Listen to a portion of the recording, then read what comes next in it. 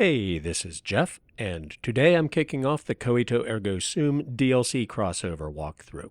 I'll put a link to my walkthrough of the Coito Ergo Sum quest mod in the description, but if you haven't seen it, the short version is, a tout told me about a saloon over the hill from the tribal village north of Good Springs. I started by doing some odd jobs for the owner, grew the business by recruiting staff, upgrading the facilities, and doing marketing things to attract more customers, and ended up owning the place myself. Along the way, we explored the ethics of artificial intelligence and cloning, gave New Reno a run for their money by publishing adult magazines and movies, and debated social, political, and economic philosophy with the residents of a non-anarchist oasis, who rewarded me with this lovely player home for helping them find a way to cope with the lingering environmental impact of the Great War. And yes, that was somehow all related. I even found the woman of my dreams, Kekata, with whom I share everything, except this adventure. Companions can't accompany you into the DLC, so she'll be staying home. Hey baby, I'm gonna go check out that weird Sierra Madre casino broadcast we heard on my Pip-Boy. I just want to see if the bar needs to worry about competition. It doesn't sound dangerous, but I don't know how far it is, so if I'm not back by dark, don't wait up. See you later. The DLC crossover adds some content related to Coito Ergo Sum into the official DLC. I'm doing Dead Money first, partly because it was the first DLC released for New Vegas, but mostly because it's my least favorite of the four, and taking a save the best for last approach will keep me motivated. But I haven't played this in a long time, and I'm going to try to approach it with fresh eyes and an open mind. Well, I did do a speedrun during my All Skills 100 dash, but I took the path of least resistance from skillbook to skillbook and did the minimum quest stuff required to get back out, so that was hardly a fair or thorough reevaluation.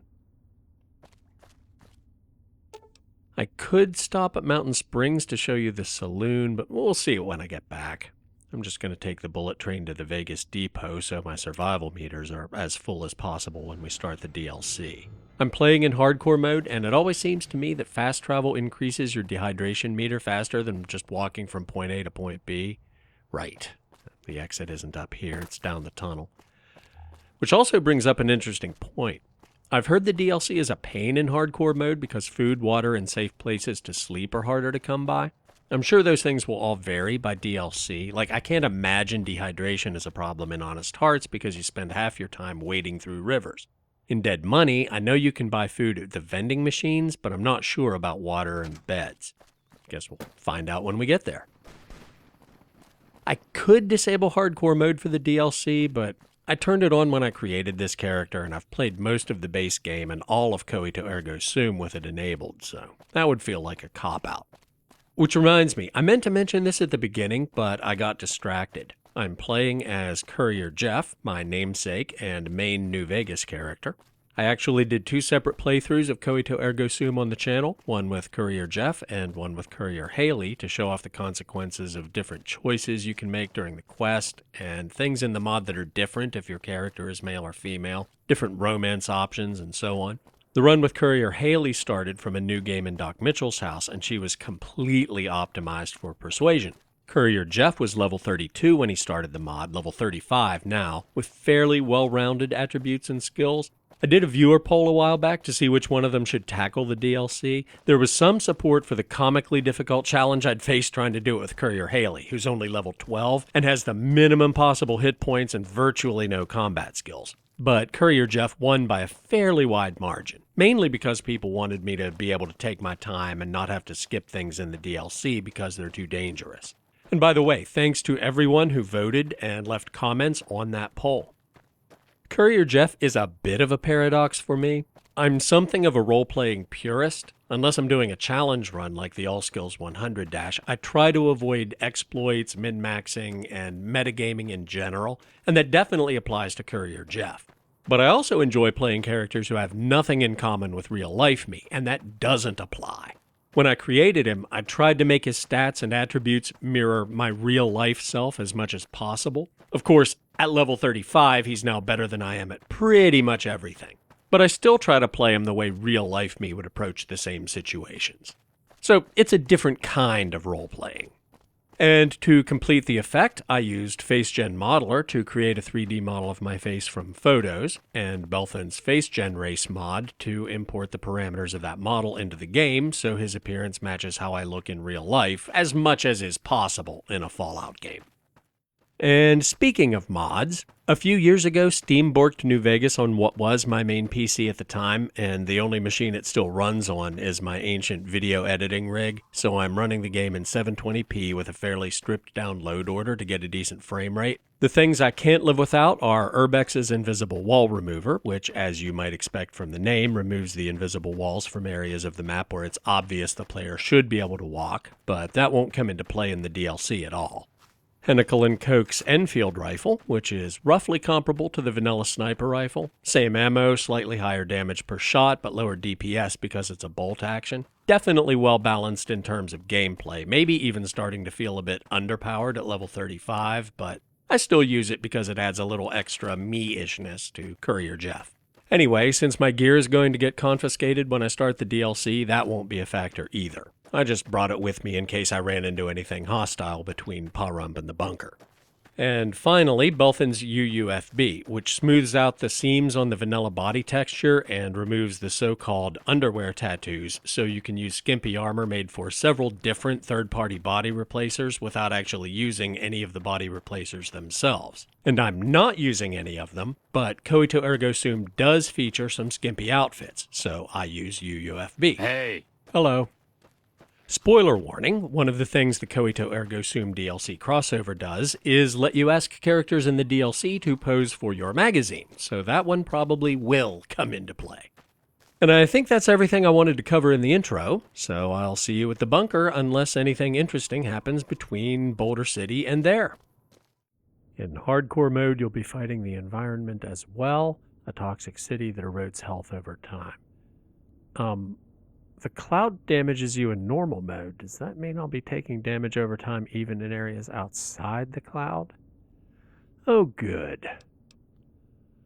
Well, let's seek out the radio signal in the bunker. It seems a little bit fishy that an ad for a new casino is coming from an abandoned Brotherhood of Steel bunker, so I'm going to snoop around a little bit before we look at that radio. This terminal opens the door there. I think it's automatically unlocked when you come back, but of course Courier Jeff doesn't know that, and there are usually interesting things behind locked doors. And a bunch of books. My repair skill's already 100, so I don't need the skill book. Workbenches. Laser rifle apparently being worked on. Looks like whoever lived here before it was abandoned was a tinkerer and a scholar, probably a Brotherhood scribe. And our first vending machine. They're basically shops, but they use the crafting menu because the barter menu only deals in caps, and the vending machines only use Sierra Madre chips as currency for plot reasons we'll discover later. Don't have any chips yet, so we can't make anything. So let's go check out that radio. As we're about to discover, this is an ambush, and we'll be gassed as soon as we step into the room with the radio.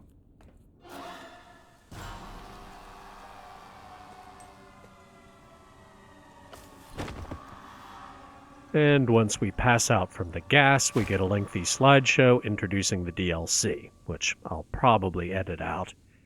If you've never seen it, I'm sure you can find it on YouTube. Super short version, Beginning Again and Letting Go, are two recurring themes we'll see throughout the DLC.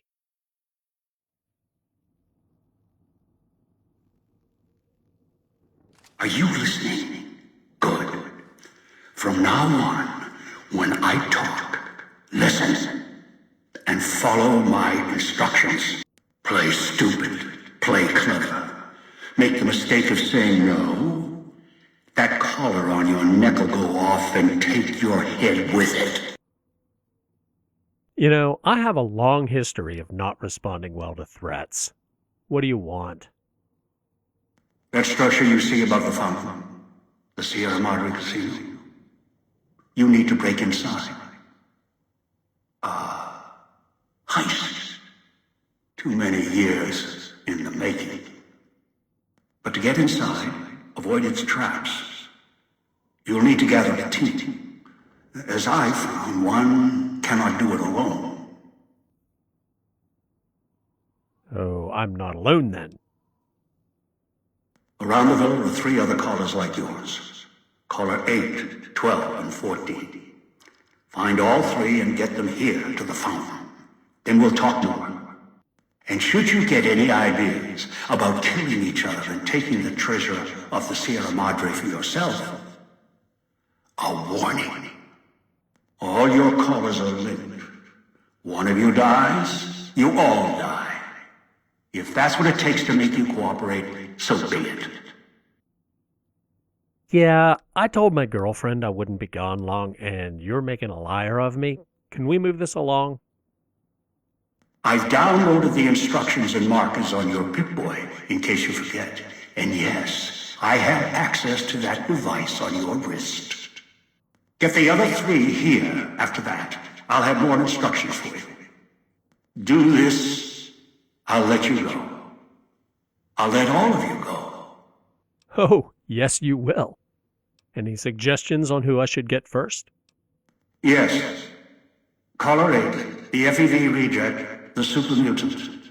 He's docile, predictable, and provided he's not starving, should be easy to command. I lost contact with him some time ago. Probably after he dragged you here from the trap. Find him. He'll follow you, caller or no.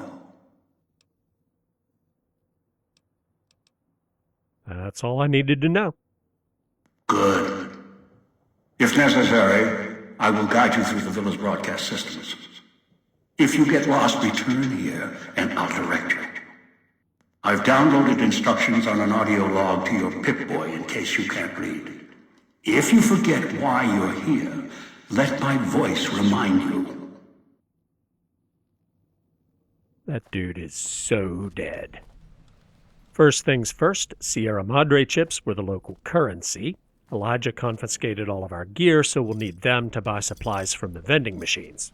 You can find them scattered around everywhere, but especially in fountains and containers like desks and filing cabinets. If it seems like I'm being obsessive about collecting them from fountains, it's not just greed, it's a way for me to know where I've already been.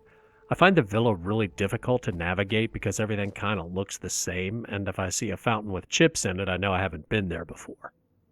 And there's the bomb collar Elijah put on us. Not only will it kill us if any of the other characters dies, but as we'll soon discover, there are things in the environment that can set it off as well. The Sierra Madre jumpsuit he gave us is crap, but the hollow rifle isn't bad if you have decent energy weapons skill. Which, unfortunately, I do not. And my explosive skill is even worse because, of course, there are some pretty decent explosive weapons in this DLC too. What I really need is to get my hands on a projectile weapon as soon as possible. There are some police revolvers in the police station where the super mutant Elijah mentioned is being held, so hopefully we can make do with the hollow rifle until we get there. The vending machine does indeed have food, but no water. We'll find holotapes scattered around the DLC to upgrade them with recipes for chems and other supplies, but right now they can only make food. So let's go find ourselves a super mutant. This is actually one of the most immersion-friendly excuses in the game for having a quest marker. All of the captive's collars are linked, and your Pip-Boy can home in on the frequency. Chips. And yeah, look at my health bar. In normal mode, that camera shake is just an annoyance, but in hardcore mode, it actually takes away a little bit of your health. Great. Better get out the hollow rifle and be ready for trouble. I'm not just in hardcore mode, I'm also playing on very hard difficulty, so the ghost people are probably going to be fun. I mean, Courier Jeff doesn't know about ghost people yet, but there's bound to be more than just the atmosphere trying to kill us, because there always is. Outside you may notice your vision will pulse, get dizzy. It's the cloud, eats your inside slowly. Too much exposure. Death. Yeah, thanks for the update, asshole. Kind of figured out that part already. Sometimes these condos are a dead end, sometimes they're a useful shortcut, and sometimes they're the only way to get from one area to another, which in theory is fine from a gameplay perspective, and the way everything kind of looks the same totally makes sense lore-wise, since this is sort of a planned community company town, but I remember it making it really frustrating to navigate. They do usually have a little bit of loot, and dehydration is looking like a much bigger risk than sleep deprivation right now, so I'm not going to sleep.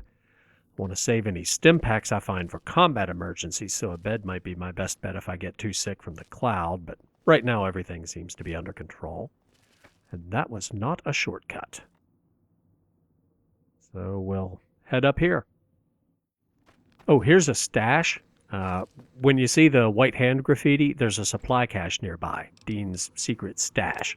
We'll find out who Dean is later, but right now we'll just take anything we might be able to use. Never thought I'd be excited to find dirty water. Yes, police pistol. Yeah, even though it's not that great on paper compared to the hollow rifle, with my maxed out small gun skill versus my lame energy weapon skill, this is actually a pretty nice upgrade. Fountain I haven't seen, and it looks like a melee weapon. Yep, knife spear. My melee weapon skill is just as atrocious as my energy weapon skill, but ammo's in pretty short supply, so it won't hurt to have an emergency backup. Watch out for the villa inhabitants. They're difficult to kill unless you chop them apart.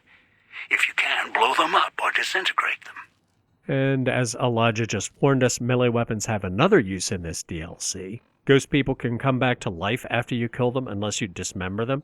If you get a critical hit and blow a limb off or vaporize them, you're fine, but otherwise you only have a short time to run over and chop them up before they resurrect. So I'm going to hotkey my stim packs, my primary weapon, and a melee weapon so I can do that as quickly and efficiently as possible.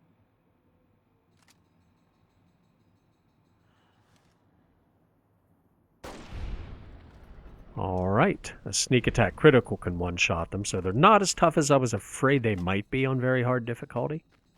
Now let's chop him up. And as you can see, we didn't even get the XP until we did that, which you might think would be a good way to tell if they're really dead or just temporarily dead, but they usually travel in groups, and in the heat of combat it can be hard to tell who you're getting the XP for. Well, if you take down 3 and don't get any XP, they're all getting back up unless you dismember them, but you know what I mean. Yeah, I don't quite have my hotkeys the way I want them. I want the pistol first, the spear second, and the hollow rifle last, just as a backup if I run out of pistol ammo. I'm not going to hotkey the throwing spears because they'll serve a very specific but very limited purpose, and it won't be in combat, so I can equip them in the Pip-Boy menu if and when I need them.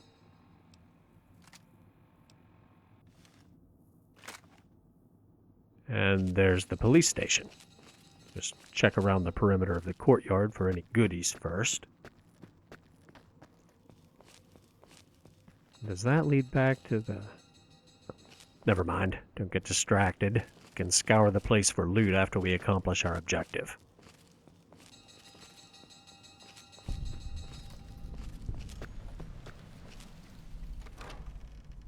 Speakers and radios interfere with the bomb caller frequency and can trigger the detonators prematurely. It is an unfortunate side effect, one I did not anticipate. I was unable to calibrate the callers to block the signals, so you'll have to make do. Now, I don't want to waste pistol ammo. When you get within range of something that'll set off your collar, it beeps to warn you. Noise makes my stomach hurt. Why won't that blow up? I know energy weapons work. Fortunately, you have a few seconds to either destroy the source of interference or get back out of range. There's another one over there. Can I... Yep. So why wouldn't the other one blow up? Well, maybe it did and I just missed it. But there are more in here. Turn the noise off. There are several different objects that cause interference. Vintage consumer radios like that one, ham radios like out here, and 2 different kinds of loudspeakers. Sometimes they're where you can blow them up, sometimes you can turn them off with a terminal, and sometimes they're hidden in an area you can't access or have shielding, so you just have to navigate around them. And here's another one of Dean's hidden stashes. This is the first location you can visit if you do the quest in the order Elijah recommends, so I guess it's set up to tutorialize most of the collar interference concepts. And here we have Sierra Madre armor, which is hands down the best light armor in the game, so we'll definitely take that. I think we don't actually run into shielded loudspeakers until later, but most of what you need to know about radio interference with your collar you can learn right here. C4 and a detonator. That might come in very handy. And enough police pistols to repair the one I'm using to full condition. Anyway, in the All Skills 100 dash, I said I thought the speaker gimmick was overused, but I might have been too harsh. It's kind of like a puzzle where you're in a maze, but you can't see the walls, but you can knock some of them down. Puts dog in the cage, hiding downstairs. It never occurred to me before. The super mutant in the cage out there is called Dog, and game designer lingo for spontaneous NPC dialogue is bark. So the whole time you're in here, Dog is barking. Repair the police pistol before I forget. By the way, his dialogue, if you're paying attention, which I kind of wasn't, actually gives you hints about what's going on and what you need to do. Not good hints, they're kind of abstract. That's another thing I said in the Skills Dash video was frustrating about this DLC. Characters you struggle to understand because their idiom or perspective is different from yours are cool, but the writing tries just a little too hard to be cute and cryptic. Ah! Again. I don't know why the hollow rifle didn't work on that one. Maybe I was hitting the edge of the desk and not the radio because I was crouching. He's watching, waiting for you to try and let me go. Now that he's watching and waiting for you to let me go is subtle. It's kind of misdirection, but also kind of foreshadowing. At this point, you almost certainly think he's talking about Elijah, but as we'll soon discover, he might actually be talking about someone else. And there's a Sierra Madre helmet to go with the Sierra Madre armor I forgot to put on. Anyway, he said something a minute ago about someone putting him in a cage and hiding downstairs, which you might also assume means Elijah, so we'd better go down there and check it out. But not before I finish looting the first floor. Doctor's bag, nice. There's the other radio under the desk. And that might be all of them. All of them up here, anyway. So if you're still under the impression that Elijah is hiding in the basement, you might be thinking about using some of that C4 to lay a trap at the top of the stairs. Get away while you can, before he comes back. Which Courier Jeff would find tempting, but not as tempting as sneaking down there and shooting him in the back of the head. I think the only good loot in the cells is the locked one, naturally. Sneak magazine. My sneak is already 100, but it has good value to weight ratio, and some shotgun shells, binoculars. Kind of redundant since the hollow rifle has a scope, but they might be useful if the magnification is higher. And a vending machine recipe on top of the file cabinets. Weapon repair kit. Nice. Don't let him make me hurt myself. Hurt keeps him away. And that's the first one where you might think, how does that apply to Elijah?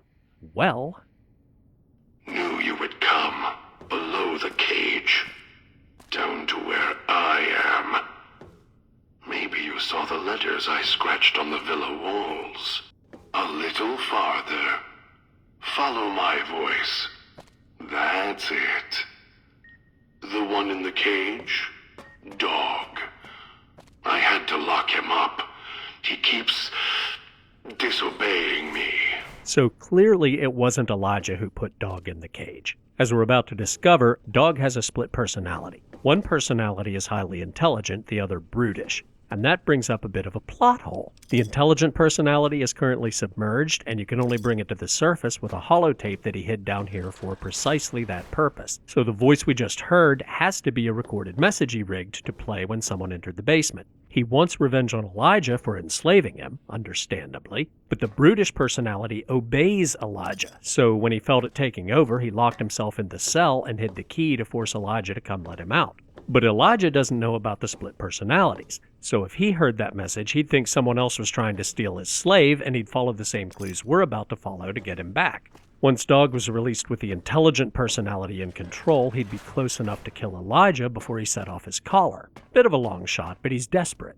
The plot hole, or maybe just a design fail, is that once you talk to him, it's fiendishly difficult to convince him to go through with his own plan. But it's super easy to force the obedient, brutish personality back to the surface after you find the key, which defeats his whole purpose. That's me, there on the table. The disc. My voice. Can't take any chances, though. You may be some victim who simply stumbled down here. If so, can't let you let Dog out. No, not yet. If you're who I think you are, you came to fetch Dog, use him to drag others here. Now I'll use you, and that Pip-Boy you're wearing. You're smart, clever. The key to Dog's cage is simple. Take my voice to the cage above. Let me speak to the beast inside. Then you and we can talk. There's a bit of the overly cryptic style I was talking about. There are 2 keys and 2 cages, the literal key to open the cell and the holotape to bring the intelligent personality to the surface, the cage being his mind. I get the metaphor, but why be cute and risk tipping your hand to someone like Elijah? And the line about the Pip-Boy, that's a total red herring. Elijah wears one too, but since you've only seen him from the neck up on the Fountain Hollow projector, you're obviously going to think he's talking about you. Anyway, I'm going to do one last sweep of the building to see if I missed any loot, and then we'll talk to him. Now we just play the tape. Dog, back in the cage. What have we here? You weren't who I was expecting. I'm disappointed. Still, even if you aren't my intended guest, you take direction. Good. You can't have been an idiot to figure out how to release me from my cage. Or perhaps you are, with that leash on your arm, and the one around your neck. With our collars and manacles, why, we may as well be kin. So there we have confirmation that he was expecting someone wearing a Pip-Boy, but not the Courier. And now he's going to make it really hard for me to give him what he wants. We could put the animal personality back in control by playing a recording of Elijah's voice on the Pip-Boy, but I'm not doing that. So what happened to your voice? I'm the voice of reason. I sleep sometimes. Down in the basement. In the cage. Now that I'm awake, Dog goes back in the cage. Dog knows I'm here, but can't do anything about it. I'm his conscience. Keep him tame, keep him from hurting us, doing foolish things. I've been trapped in here for some time. Then you come along and let me out. So, you opened my cage for a reason. Now, I want to know why. I don't know if that science check is always available or only if you helped Doc Henry with his research in Jacobstown, but... Why did you lock yourself in the cage? No. Why did I lock him in the cage? I locked him in because I could feel him getting hungry again. There wasn't much time. If Dog roams, he gets into trouble. Eats things he shouldn't. Listens to others he shouldn't. So he's safer in here. We're safer in here. I hoped if I locked him in here, the one he obeys would come for him. Instead, I get you. I think Courier Jeff knows enough at this point to figure out he's talking about Elijah, but the holotape only switched personalities. It didn't actually unlock the physical cell. What if you couldn't get out? Oh, I have the key. Always did. Hid it on the chain behind my neck before Dog came bursting out, eating everything he could. Wanted to make sure whoever came to fetch Dog spoke to me first. Got within reach. Instead, I get you.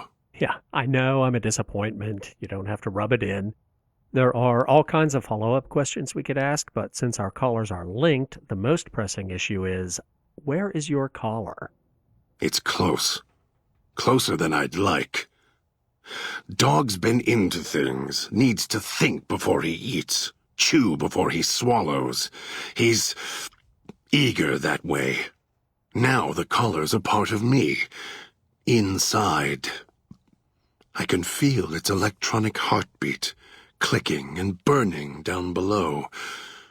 Like before. It was cold and heavy before going in the cage. Now you're here, and it's pulling and kicking again, tugging like a leash. Interesting. Apparently his stomach blocks the interference from the radios. If it's active, I didn't switch it on. Really? Yet it led you here, to me. And now you're here, and it's burning a hole in my guts. Maybe it's crying for its owner. Unfortunately, eating my own collar isn't an option. At any rate, I need to get you out of there. No. No, I don't think so. Even in here, I have more control than you do. I'm not leaving until the one who controls the collars shows. Not his voice, not his hand, not his lackey. Him. And when he comes to see me, we'll settle things. So go on. Go back to your master. Tell him I'm waiting for him. Dog may follow him. I won't. Well, okay, I guess he is trying to go through with his original plan, but unfortunately you can't actually help him do that. If you don't come with me, he'll set off our collars, yours and mine. Then I still win. I'd rather die in this cell than have Dog follow him any longer, follow his orders, his commands, desperate for recognition. The old man, he has the need to hold on, to the past, to the Madre. I'd rather be free, let go of this shell, than have it cage me any longer. I'm not putting the animal personality back in charge. We could go after Elijah together. No, I don't trust you. Even if you're not working with him, you'll fall into the same trap he did. You may think you can take your revenge. That'll change. You'll start thinking there's a way to have it all. And now the game really starts pushing the other option on you. But I'm not doing it. I want my freedom too. You think I'd like having this collar on me? They all wanted their freedom at first. Then, they realized they could get inside the Sierra Madre. After that, their freedom wasn't important anymore. They couldn't let go, just like the old man. So you say you want your freedom? No. Even if you feel that way, it won't last. You'll forget, get greed blind, and you'll turn. Dude, if you saw my girlfriend, you'd know I just want out of here. Well, maybe we have to threaten him a little. Dog might be more willing to get out of the cage than you. Dog? You're not talking to him now, are you? No. Even if you could drag Dog out of his cage, you still couldn't get him out of this cage. I put him here for a reason. If he could have escaped, he would have. So here he stays. Yes, we know the key's in there. Maybe I have other questions? Of course you do. And so do I. You have multiple personality disorder. Some trauma caused this? Trauma. Yes, in a manner of speaking. Do you see these wounds of his? covering his skin, the bear trap on his arm. He placed his own hand in it. The name he carved in his chest. To remind him of who he is, he inflicts pain on himself to silence me, when all I try to do... He cuts, hurts, and tries to murder me out of him. He won't succeed, just makes me angrier. Dog is the beast. We simply change cages, like the ones here. Well, he already told us why he locked himself in, and who he was expecting. And the tape said when Dog is in control, Elijah uses him to collect victims from his traps in the Mojave, so the key's in there with you and Dog. Yes, but Dog doesn't know that. We don't share everything. Sometimes it's a blessing. Sometimes it causes difficulties. Now I think it's a blessing.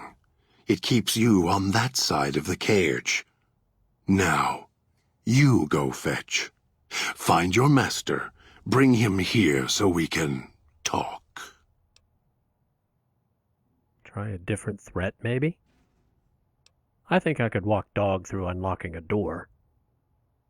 Yes, you could. And once he was out, all starving and hungry, what do you think he would do then? Be careful what cage you open, because he won't go back in it without a fight. He'll tear you apart. He won't care if it kills you both. Nope. Try the other questions again. Of course you do.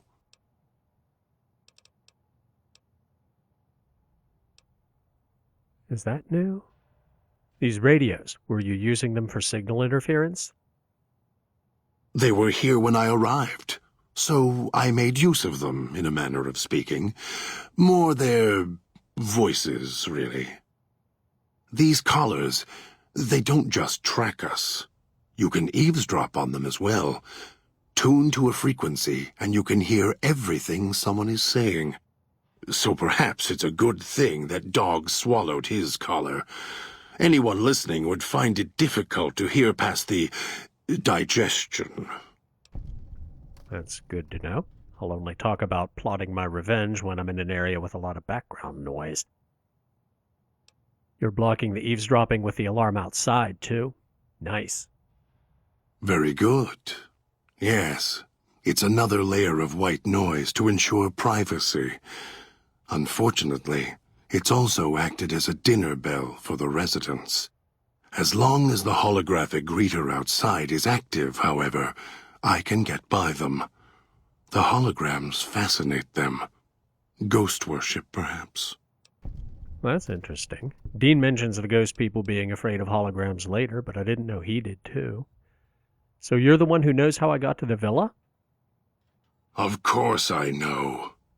Even if I don't see it happen. Down in the cage, I hear echoes of the footfalls, the click of the collars. Every time I see one of you, I know exactly how you got here. You couldn't help yourselves, any more than Dog can help himself. You heard the voice, the promise, and then you walked right into one of the old man's traps.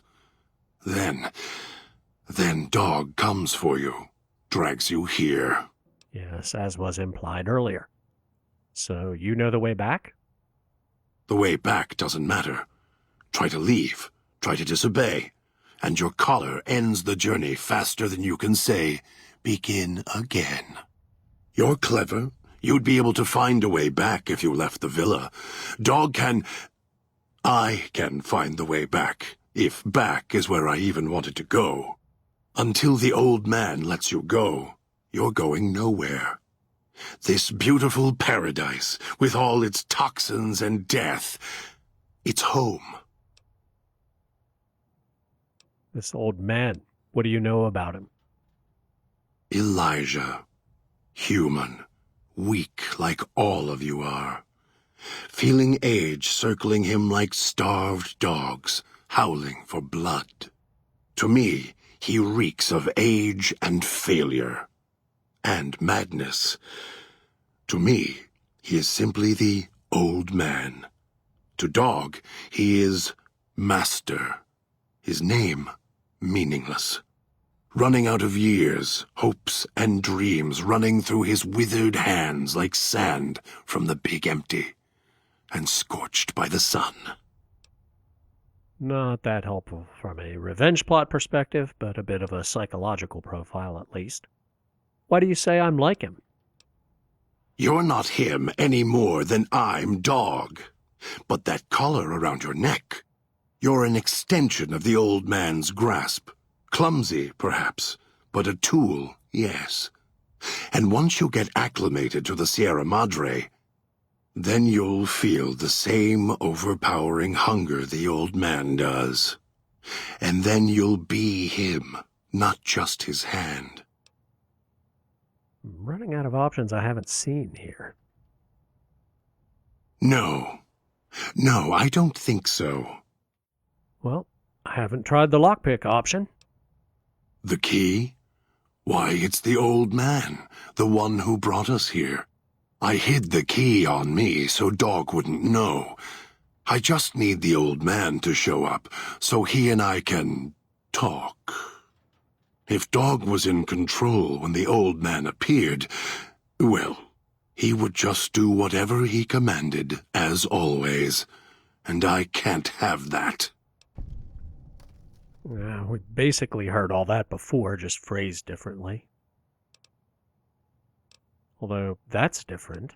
If you had the key in there, the old man can order Dog to open the cage.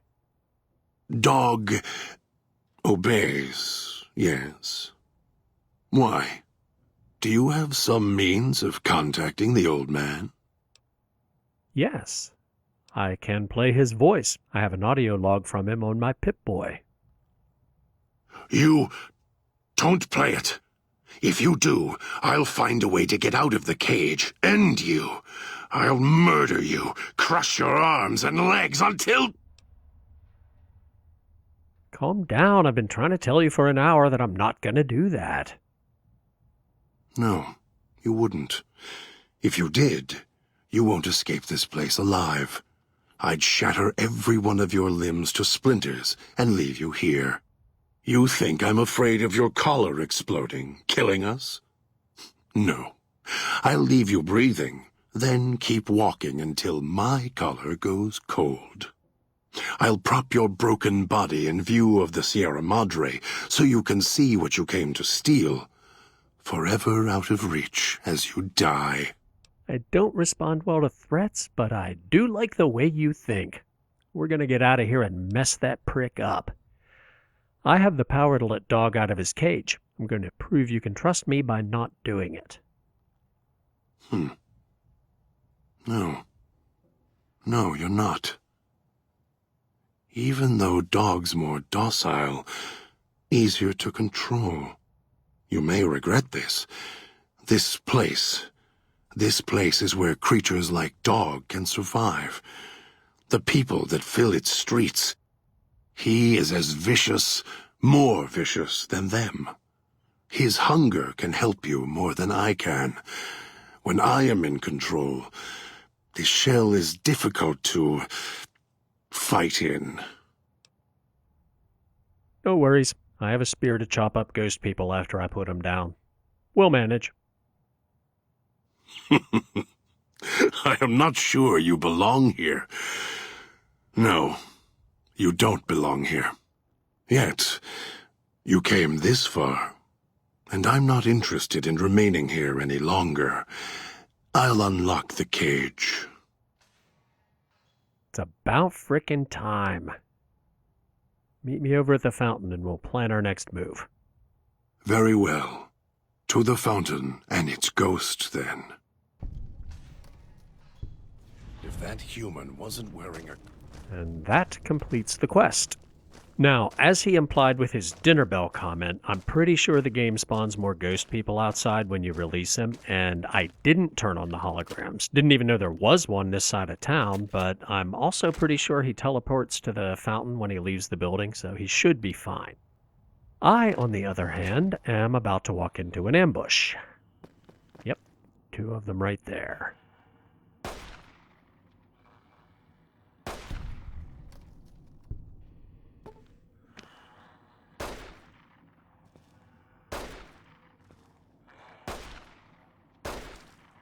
Yeah, they are a bit tanky when you're not getting sneak attacks. Alright, chop these guys up. Need the knife. I can't believe I didn't get the coins out of this fountain on the way in.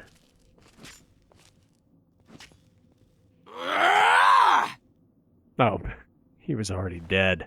Guess that critical hit blew his arm off or something. And loot the other one too, if I can find him. Bear trap fist. That might be better than the spear.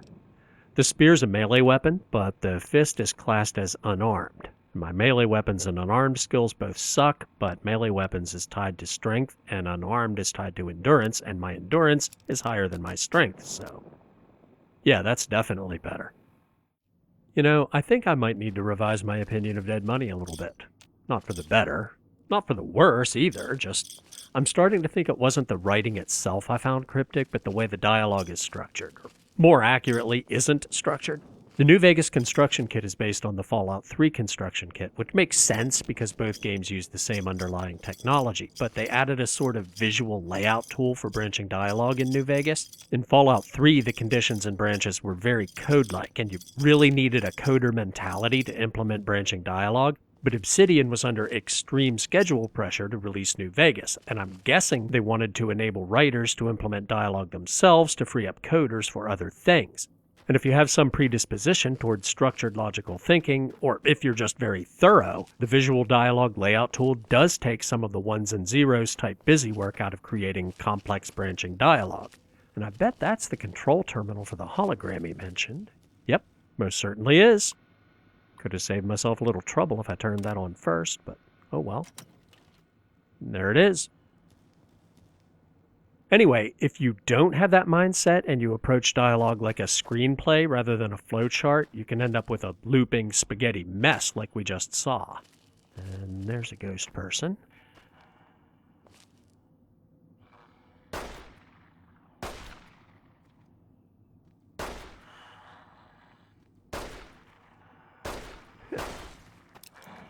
Probably should have backed up before he hit me, but...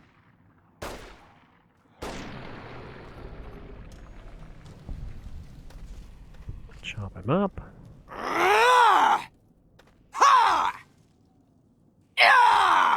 He's already dead. That's what I was talking about at the beginning. I think the XP popped up, but I wasn't paying attention because I was in combat. Anyway, what I mean by dialogue spaghetti is obvious follow-up questions to certain topics popped up again later out of context, and some options we should have seen are missing unless we took a very specific path through the conversation. And even if we just wanted to bail out and put Dog in charge, there was no goodbye or let's take it from the top option to get out of the dialogue. So I'm pretty sure it was that and not the writing itself that confused me the first time I played Dead Money. And speaking of confused, I think I'm going in circles. I wanted to see if there were any more condos to loot, but I'm back at the fountain. Well, I guess we can talk to Dog, or well, he goes by God when the intelligence personality's in charge. Might be able to rip the Pip-Boy off his arm without killing him. Hey, I thought we were friends. Or are you talking about Elijah? Yeah, we'll go with that. Now, back to the looting. And no, I'm not succumbing to greed and falling into the trap of the Sierra Madre. I just need supplies and weapons to stay alive and have the best chance of kicking Elijah's ass and getting out of here. My hit points are a bigger concern than dehydration at the moment, so let's find that bed. I think it was in this one. Yep. You cannot wait in this location. Okay. Maybe because this building is open to the environment? Wonder if you can sleep in the cells at the police station. If it'll let me, I don't mind sleeping with a skeleton. Oh, you can sleep, but it doesn't restore your health. That's not good. Alright, I'm going to call it a day and have a think about the health situation. I could use stim packs, but I want to save them for health emergencies. I could trade hit points for rads by eating food from the vending machines, which I'll eventually have to do anyway when my hunger meter starts going up, but I haven't found any rad away, so that's not sustainable in the long run either. Anyway, see you next week.